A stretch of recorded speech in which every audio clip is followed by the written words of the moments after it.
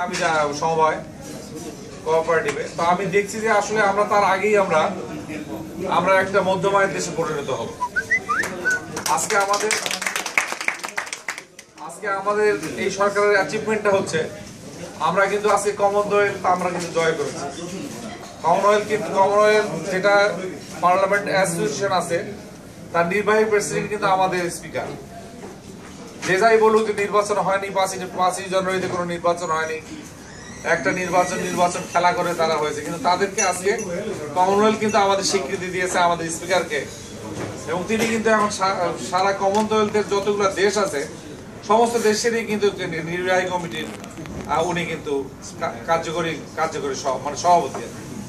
এটা একটা অনেক বড় অ্যাচিভমেন্ট, এটা কিন্তু কল্পনা করা যায় না। এটা কিন্তু আমরা কোনো সময় পাবো, এটা কোনো সময় আমরা ভাবি নাই।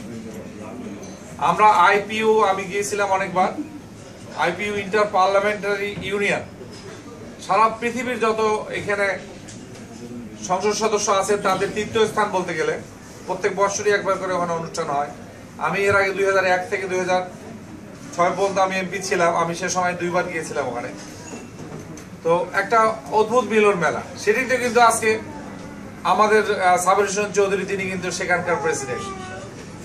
এইটা কোনোদিন কল্পনা করা যায় না। এটা কমনওয়েলথটা যদিও আমরা মেনে নিতে পারি যে এটা কমনওয়েলথের দেশ, আমরা একসময় আমরা এটা হয়তো হতাম বা হচ্ছি বা হব, কিন্তু সারা পৃথিবীর যত গণতান্ত্রিক দেশ আছে তাদের মধ্যে সবাই আমাদের যে সেই অ্যাসোসিয়েশন তার কিন্তু প্রেসিডেন্ট আমাদের সাবির হোসেন চৌধুরী।